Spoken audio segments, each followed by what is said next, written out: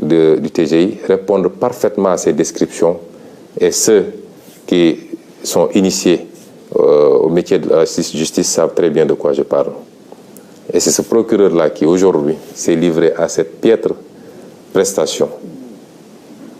Nos amis étrangers devaient même rire sous cap de voir un procureur général parler de manière si laborieuse et de manière si incertaine, sans aucune preuve à mettre sur la table, que des allégations pour essayer de charger d'honnêtes citoyens. Monsieur le procureur a d'abord parlé d'un soi-disant dossier d'empoisonnement ou de tentative d'assassinat me concernant. Mais tous les spécialistes du droit savent qu'un procureur, même s'il devait s'autosaisir, doit au moins entendre le principal concerné avant d'aller entendre d'autres personnes. Jusqu'au moment où je vous parle, le procureur ne m'a jamais entendu. Personne ne m'a jamais convoqué pour me parler de ce dossier. Je n'ai pas déposé de plainte et voilà une justice qui pourtant a un certain nombre de plaintes émanant de moi sur sa table.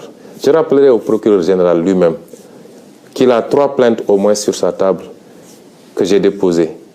Une plainte, 2 plaintes contre des avocats et une plainte contre un ancien procureur. Vous avez des plaintes sur votre table que vous ne traitez pas. Et vous vous empressez d'aller convoquer la presse pour raconter des histoires sur un dossier où il n'y a ni plainte ni autosaisine. C'est inédit dans les annales du droit de voir un procureur sur un dossier qui n'existe pas. Il n'y a pas de plainte, il n'y a pas d'autosaisine. Un procureur mobiliser toute la police pour soi-disant entendre des médecins, entendre des citoyens, faire tout un cirque pour aboutir à dire que c'est un pauvre citoyen qui serait à l'origine d'une tentative d'empoisonnement. Ce procureur manque de courage parce que ils ont été arrêtés, le chargé de communication du parti, M. El Malick Ndiaye. Mais c'est moi-même qui ai dit, et je le redis ici, que j'ai été victime d'une tentative d'assassinat de la part de la brigade d'intervention polyvalente, unité d'élite de la police. Je le dis et je le redis. Le monsieur qui nous a aspergé d'un liquide très toxique qui a causé beaucoup de désagréments au niveau ophtalmologique, au niveau respiratoire et au niveau gastrique, ce n'est pas un citoyen ordinaire, c'est un élément de la BIP que moi-même j'ai vu asperger le liquide. Et ce procureur-là n'ose pas poser ce débat-là. Il nous parle de Yargassi. Je voudrais dire aux Sénégalais que M. Yargassi est un petit frère à moi, est un militant du parti, qui est toujours à côté de moi. Si vous avez l'habitude de voir les vidéos, même quand j'embarque à l'aéroport pour aller à Ziguinchor, jusqu'au pied de l'avion, c'est M. Yargassi qui m'accompagne. C'est ce monsieur-là que M. Bahoumé allait prendre avec les autres farfelus du parquet pour le désigner en disant que c'est lui qui aurait tenté de m'empoisonner. Pour essayer d'écarter la vraie problématique, c'est-à-dire les services de police qui s'attaquent aux citoyens et qui aspergent de liquide jusqu'à présent non identifiés. C'est ça qui s'est passé. Donc, vouloir déplacer le curseur et aller prendre un Yargassi qui m'a donné simplement un mouchoir imbibé de vinaigre pour m'aider à mieux supporter l'odeur âcre des grenades lacrymogènes, c'est prendre les Sénégalais pour ce qu'ils ne sont pas. Et je dis à tous ceux qui veulent l'entendre que M. Yargassi n'a rien à voir avec cette affaire-là, que le procureur, la justice de manière générale, depuis quelque temps, la manière dont il fonctionne, devenus des mercenaires de Macky Sall, certains magistrats en tout cas, devenus des mercenaires de Macky Sall, essaient de déplacer le problème pour sacrifier un petit frère, un militant du parti, à qui je confierai ma vie pour essayer de lui imputer un acte grave posé par les services de police. Au-delà, de quoi est-ce que ce procureur a peur? M. Ousmane Sonko n'a pas déposé une plainte, a clairement dit que c'est la police qui l'a aspergé de ce liquide. Je n'ai pas été informé d'une autosaisine. Je n'ai pas été entendu. De quoi est-ce qu'ils ont peur? Au point de faire des réquisitions dans les laboratoires d'analyse, de convoquer tous les médecins pour essayer de savoir le contenu des analyses. Qu'est-ce qu'ils ont à se reprocher? Eux-mêmes savent exactement ce qu'ils ont aspergé sur nous, moi-même, Maître Clédor Ciré Ly, et dans une moindre mesure même, M. Guy Marius Sagna. Je peux rassurer le procureur, ce qui doit être analysé le sera. Nous l'avons envoyé où il faut, parce que nous savions qu'ici au Sénégal, il mettrait la pression sur tous les laboratoires pour ne pas que les choses soient transparentes. Nous avons envoyé là où nous devons envoyer. Il nous a été promis que les résultats seront connus dans les prochains jours.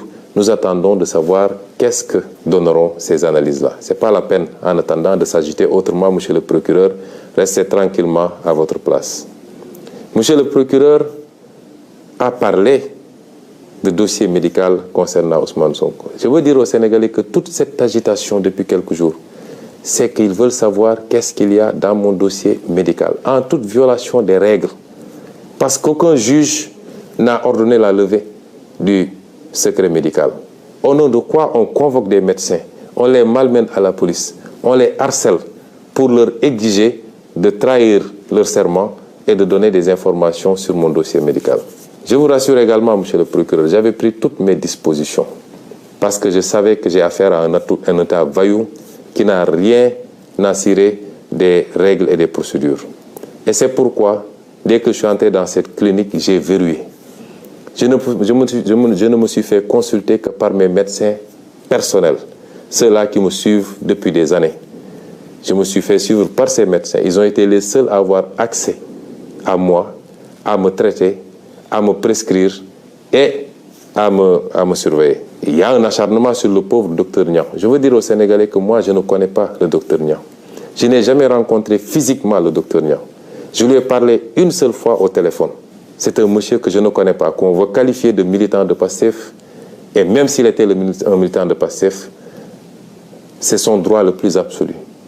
Et on essaie de régler de vieux comptes. Parce que tous les Sénégalais savent que Macky Sall, rancunier comme il est, en veut à ce brave médecin depuis ses sorties sur le Covid-19 et sur la manière dont le matériel médical public était sorti des hôpitaux pour se retrouver sur le marché et vendu à vil prix. Depuis lors, tout le monde sait qu'il y a un acharnement sur le docteur Niang et sur sa clinique et qu'il leur suffisait d'un prétexte pour essayer de lui nuire. Le docteur Niang ne m'a pas consulté. On ne s'est même pas vu puisqu'il devait partir au Fouta pour des raisons familiales. C'est mes médecins personnels, mon pneumologue, mon ophtalmologue, mon orthopédiste, mon médecin généraliste, eux seuls ont eu accès à moi. Et quand j'en ai terminé, comme je vous le dis, connaissant bien les pratiques de cet État voyou, je n'ai pas laissé mon dossier médical sur place. Et c'est pourquoi je suis étonné d'entendre monsieur le procureur citer un dossier médical. Mon dossier médical est ici avec vous. Je ne l'ai pas laissé là-bas.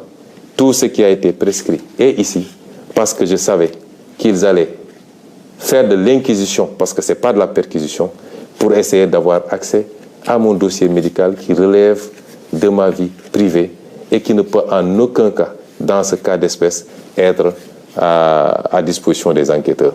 S'ils veulent ce dossier médical, ils n'ont qu'à venir le chercher chez moi. Ce dossier, il a cité un dossier H23 00167, évidemment.